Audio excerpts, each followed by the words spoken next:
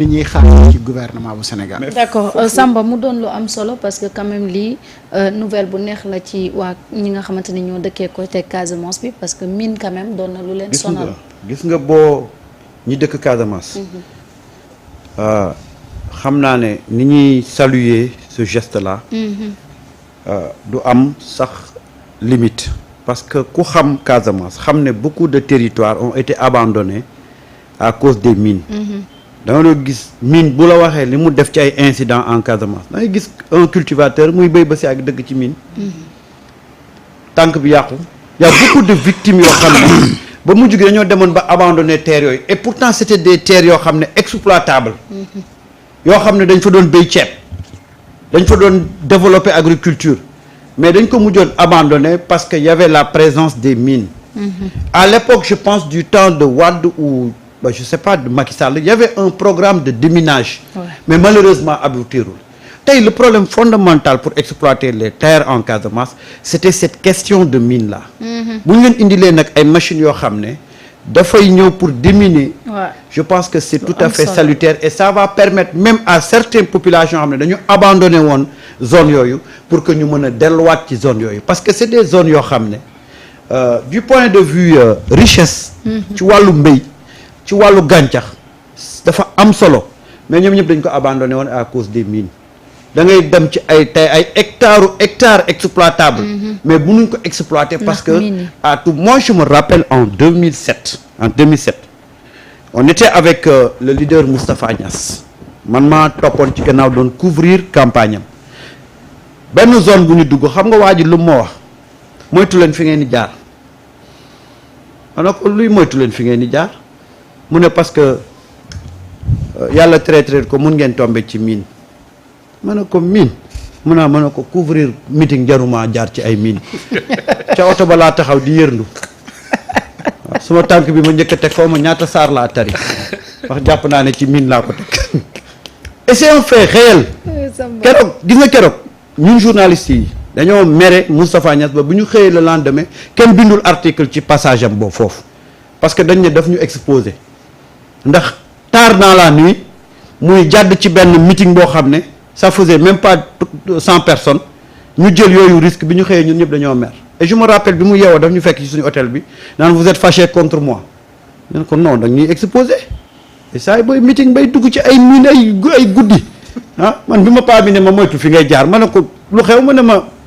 fii day am ay ndell ma ne ko boobu laa jëkk a dégg nag turi ndell ñu ne ndell mooy mine donc c'est un problème réel boo xam ne dafa mës a préoccuper la population Casamance. tey bu ñu ñëwee nag indi leen ay machines ça va permettre ñu delluwaat ci territoire yooyu delluwaat ci seen suuf mën a pratiquer waat normalement seen activité. c'est pourquoi c'est vraiment un acte très important. et ni ko topp doon waxee ñun suñu autorités yi dañoo nekk ci l'essentiel. l'essentiel mooy dans chaque zone nga xool lan mooy seen préoccupation majeure nga indi ci solution. c'est-à-dire que aujourd'hui ñoom développement bi ñuy def c'est de la base vers le haut ñoom loolu la ñuy def contrairement ak régime yi fi nekkoon parce que ñoom dañ doon jouer ci le tempo électoraliste xam nañ ne Dakar dafa am benn poids électoral ñu jëloon lépp concentré ko Dakar top de 2012 à 2024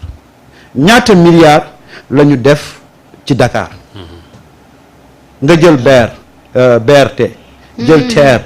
jël stade Ablaye Wade jël Arena jël Diamniadio Lac Rose jël ñaata la ñu def ci ay milliards ci Sénégal les autoponts voilà pendant ce temps tu laisses à côté des villes yoo xam ne un budget de 10 milliards mën na régler les problèmes de base des populations terre on te dit plus de 1000 milliards stade Ablaye Wade on te dit plus de 150 milliards ah yeneen ak yeneen alors que à côté Dakar Arena moo ngi ne voilà Dakar Arena ba tey xamuñu ndax ñun ñoo ko financé wala chinois yi arène nationale parce que ba nga koy wax ci français da nga ne chinois yi la ba nga koy wax ci olof nga ne yow yéen a ko financé tey ban sénégalais moo la mën a wax ndax dañoo may arena bi wala Sénégal moo ci selon le ministre waaw daf ñu ko facturé ñun askanu Sénégal 32 milliards waaw mais chinois bi nee na. waaw ñu may la. waaw xoolal loolu tey ba tey xamuñu loolu nu mu demee. waaw donc ci loolu eggaleel ba pare. waaw wax la discours bi Ousmane Sonko tenir foofu. waaw donc man dama jàpp ne pour la première fois ñu am ñoo xam ne tey dañu comprendre tey booy développer Sénégal fan ngay commencer. waaw ba pare lan la nit ñi soxla balaay dara di xew dañu jàpp ne ndox ak courant nit ki mooy li gën a am solo ci dundam balaay dara di xew parce que dafa am lu ñuy wax investissement de nécessité ak investissement de luxe. investissement de nécessité mooy nit ki di mu war a dundee mu wóor la ne kii mënu ko ñàkk dafa ànd ak dundam da nga ko ci war a fekk si boo demee nag ba yegg ci yenn standing yi bu la neexee nga def investissement de luxe parce que tubaab bi noonu lañu defaa xëyuñu rek tabax ay monument ay non dañu xool li nga xam ne mënul ñàkk ci dundu doomu aadama bi ñu régler ko ba pare waaye yow nan ngay fekkee nit koo xam ne ndékkeem leeru añam wóoru nga koy defal ay investissement de luxe lan la koy doyee la preuve tey je suis pas contre le stade Ablaye Wade mais stade Ablaye Wade tey a des problèmes pour être rentabilisé état bi day obligé bind ci gafakaam pour entretien bi waaw loolu noonu lan lañ ko mën a woowee nous avons 2 stades flambant neufs tey nii mais xoolal en terme de rentabilité nga xool zéro stade Léopold Sédar Senghor bi dañ fa am mujj keroog def fa sax finalu coupe du Sénégal waaw pour mu mën a sax commencer fonctionner donc moi je suis vraiment satisfait quand je vois que nos nouvelles autorités mais foofu nag mere naa gars yi ko gérer de mënoon nañu wax ne Ousmane day ñëw ndax stade bi fees. Stade moom ci boppam sax xamul woon nit moom ñu yow ñu organiser sax xamul woon ne Ousmane day ñëw waaw mais bu ñu waxoon Ousmane day ñëw stade bi fees. d'accord moom Ousmane Sonko nag Ousmane moo dul tàggoo mais Ousmane da koy jaay. mais Mass mi xamoon na ne Ousmane day ñëw de d'accord Samba waaw Ousmane lii la wax laata ñuy ñëw ci mbir mi nga xamante ne moom la ñuy wax léegi moom Ousmane Sonko kàddu yi la ci yëkkatee. li ñu dajale tey am solo mooy ndell yooyu comme dafa suulu léeg-léeg dañ koy dindi ci loxo mu am ñu formé ci loolu waaye mu am risque yu bëri yu ci nekk yàlla rek def ci ñi nga xam ne dëkk yi nga xam ne ñoo ñu ëpp xarale ci wàllu woowu am na ñu ci defar ay jumtukaay yu mel ni ñaari machine yi ngeen gis nga xam ne dina yombal lool liggéey boobu ba mën a aar population yi aar ñiy liggéey ci suñu ndel yi aar it suñu armée nationale kon ñi ngi gërëm gouvernement Japon di ko félicité di waxaat feddaliwaat Sénégal yépp ni jëflante gi ñuy jëflante gouvernement Japon jëflante bu am solo la goo xam ne am na ndimbal gu bëri goo yu ci ëpp nag àndul ak fayantu àndul ak bor àndul ak lu ñuy delloo li ci gën a fës mooy centre de formation Sénégal Japon bi nga xam ne mi ngi formé depuis ay ati at ci lu am solo ci li nga xam ne mooy formation professionnelle kon loolu ñu ngi koy fas yéene wéyale gën a dëgëral diggante boobu ndax ni mu ko waxee rek waxoon naa ko bi ma demee Sénégal Japon ñun soxlawuñu ku ñu may jën dañu soxla ku ñu jàngal napp. voilà muy kàddu yi nga xamante ne Ousmane Sonko. yëkkati na ko wax ko ci wàllum machine yi. gis nga Marietta un dirigeant responsable. soucieux xam fan la jëmale dëkkam. posture yi Ousmane Sonko am ni lay am soxlawu ma ku ma may jën. waaye ku ma jàngal napp laa soxla noonu laa soxla. d'accord. transparence bi mu indil la ko wax la li nga xamante ni moom moo am mais. ouverture bi nga xamante ni Sénégal am na ko. ngir lëkkaloo képp ku pare. ngir liggéey ak Sénégal ci transparence loolu it daf ciy feeñ. d'accord Babou sa gis-gis par rapport ak kàddu yi nga xamante ni Ousmane Sonko yëkkati na ko. voilà day indiwaat question wu Seydina Alioune waaw projet bi toll. ak foo toll si projet bi. dama liiroon benn texte su sama camarade de lutte Guy Marius Sagna muy wax ni un projet a été présenté. Nous, peuple sénégalais, l'avons validé à 2 reprises en 8 mois. Chaque citoyen est le gardien de ce projet et doit donc contribuer quotidiennement à la réalisation de ce projet. Tout à fait. Chacun d'entre nous doit être le projet là où il se trouve pour participer rapidement à la qui de président Diomaye.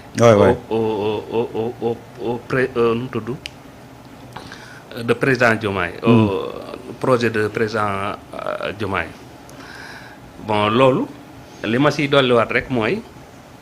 lii am tey boo jëlee semaine bi maa ngi koy wax sàng daf ni dafa dem ba sud bi mu ñu yóbbu fa ndel yi ñu war faa jëlee ndel yi nga xam ni sonaloon na sud bi tey bi ñu kiyee mi ngi tolloon si un million de mètres carrés yoo xëy ni war nañoo dindi ndel ya fa nekkoon loolu aménagement du territoire la te boo delloo si nu mu tudd si Sénégal 2050 4 axes yi li la lay résumer une bonne gouvernance un aménagement un développement durable du territoire un capital humain de qualité une forte équité sociale ak lan une économie compétitive s'appuyant sur 4 axes boo xoolee 3 axes yu njëkk yi yëpp fi mu ne nii laal nañ ko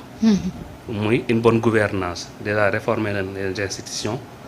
mais foofu li gars yi di wax des fois rek li problème bi mooy justice man pour man point axe bu njëkk bi te mooy li si gën a essentiel mooy la justice bi nga xam ni moom wax dëgg yàlla sénégalais mi ngi leen si xaar te laalagun si mais bu dee da ngaa ñëw si aménagement du territoire lii mu def nii day firndeel ni axe boobu ñoo ngi si lii le ministre Maïmouna Dièye def bët ki démb la même chose dem ba si nord bi distribuer fa lii mu wax ak ànd ak PIDC ak 80 députés pour xool village yi nga xam ne ñoo gën a sori si Sénégal pour axe yu fa amutoon ñu def ko fa loolu wax dëgg yàlla daf ñuy rassurer si projet bi nga xam ni soo si foofu la nekk donc boo si doolee les formations yi nga xam ni recrutement bi ñu promettre si côté formation muy 200 nu mu tudd 500 enseignants chercheurs ak 200 yoo xëy ni si formation professionnelle la leen di yóbbu wax dëgg yàlla loolu c'est rassurant kon loolu mooy fi nga xam ne Seydina Aliou foofu la projet bi toll te gëm nañ ni bu continuer nii d'ici 2035 benn Sénégal la ñuy wax bu dul Sénégal bii ñu nekk tey d'accord Masbou sa jàngat par rapport ak li nga xam ne xam nga man nag tontuwul question bi man nag Mass rek a tontuwul question bi man l'essentiel ñëpp xam na ne man maay projet bi. waaw d'accord continuel. da lay ruube rek li ngay def ni bëgg maa tëgg windeel du jàll. ça ne passera pas. waru pimpi Diaz ça ne passera pas.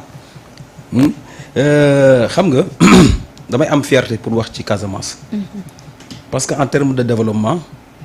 on sait que Casamance c'est le grenier du Sénégal. gis ngeen li mu am ci suuf. fertile li mu am ci wàllum agriculture daanaka zone de Casamance rek mënoon na dundal Sénégal mënoon na apporter Sénégal aussi autosuffisance en riz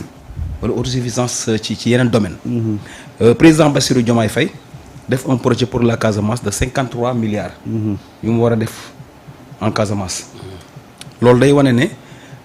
xam nañu apport bi nga xamante ne Casamance mën na ko indi ci développement Sénégal notamment ci xeex bi nga xamante ne mooy souveraineté alimentaire léegi Casamance ñëpp xamoon nañ ni ay jafe-jafe am na fa ci wàllum jàmb te li ko indi ñëpp xam nañu ko waaye aussi état yi fi jaar yi gis nañ taxawaay bi ñu ci am léegi nag bu ñu indee tey jii machine boo xamante ne c'est pour génne mine yi pour machine démineur la pour mën a génn mine yi fa nekkoon Samba yaa ngi koy wax léegi loolu aussi apport la pour la stabilité en Casamance parce que ñëpp xam nañ ne ay zone yoo xamante ne zone yu mën a conke si la ak yeneen ak yeneen ak yeneen ak yeneen mais ba léegi yooyu ndell yooyu nga xamante ne def nañ ko fa mi ngi jur ay guuta mi ngi jur ay mbiru doy waar te pour population bi nga xamante ne dafa màngaani woon mën a dellu si ci zone yooyu mën a jubli ci mbay mi il faut que ñu génne ndell yooyu ba ñu xam ne zone boobu nag zone bu am sécurité la askan wi war nañ ci mën a dellu installé ni ñu fa toogee woon mën a jubli ci activités yoo xamante ne génératrice de revenu la léegi nag loolu noonu dafay wane aussi Sénégal dafa nekk maintenant ci géopolitique mais géostratégie gis ngeen président Bassirou Diomaye Faye bu tukkee daanaka contrat yi muy signé bitim réew yëpp sur le plan géopolitique Sénégal dafa am taxawaay bu am solo ñëpp a ngi bëgg signer des conventions avec le Sénégal. Parce que Sénégal dafa am li mu am xam li mu am njiit yu comprendre les enjeux.